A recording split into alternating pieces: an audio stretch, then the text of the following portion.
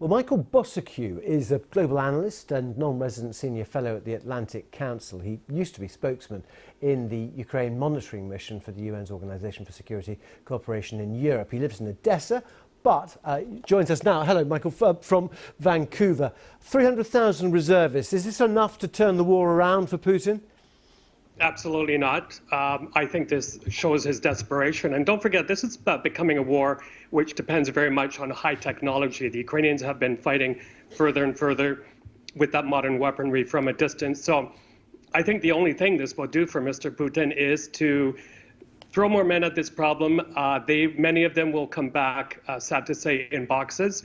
And then also what's going to happen is this war, through this mobilization, is now going to touch people in Russian area codes who have not been touched or have ignored it or have inoculated themselves from the war. So I think for Mr. Putin, this is a very, very risky roll of the dice, one that could bring even further destabilization domestically. OK, and there are new laws imposed, aren't there, for people who desert or people who commit atrocities on the battlefield. Is that going to actually sort of generate dissent within Russia for those people who are eligible now to be called up?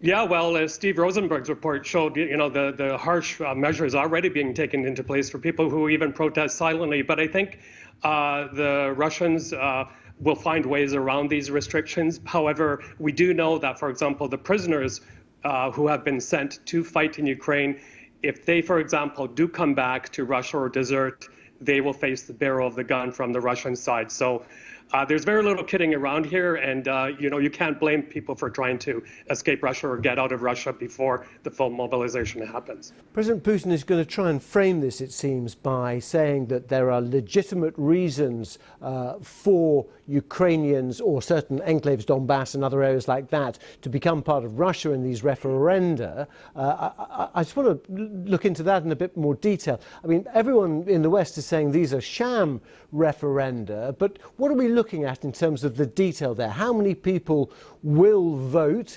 This is a war zone as well, so how can it possibly be monitored? Yeah, absolutely. Well, it can't be monitored because impartial Western professional observers, for example, from the OSCE, are not allowed into those territories. And there's actually no Western journalists on that side of the front line. I think this is already pre-baked. The Kremlin knows exactly what the quote-unquote vote will turn out to be.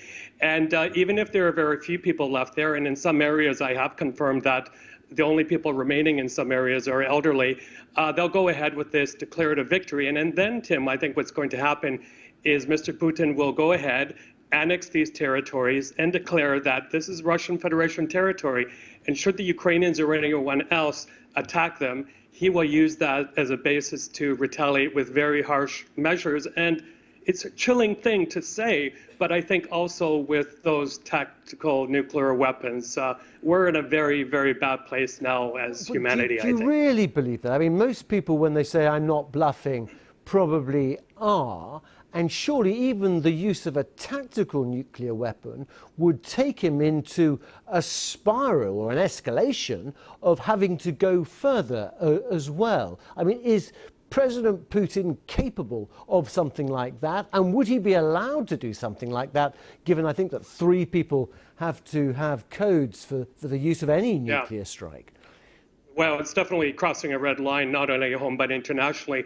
I think that he is capable of doing it. Don't forget his days as Russian leader is numbered. He's a more elderly man. But I think the other thing, speaking of nuclear, that we may see, should his problems start ratcheting up even more on the battlefield in Ukraine, I could see a scenario where, for example, they shoot at the Zaporizhzhia nuclear power plant, or they deliberately create some nuclear contamination, and then that could be a pretext to withdraw their troops for the troops' own safety. So we're not out of the woods whatsoever. In fact, this is an escalation, and I think the West now has to use what other measures it has left. There are not many to tighten the noose around Putin and his circle. And for example, the United States administration could declare Russia a state sponsor of terrorism, and that would unleash even further sanctions. Okay. Michael Bociurkiw, thank you very much today for joining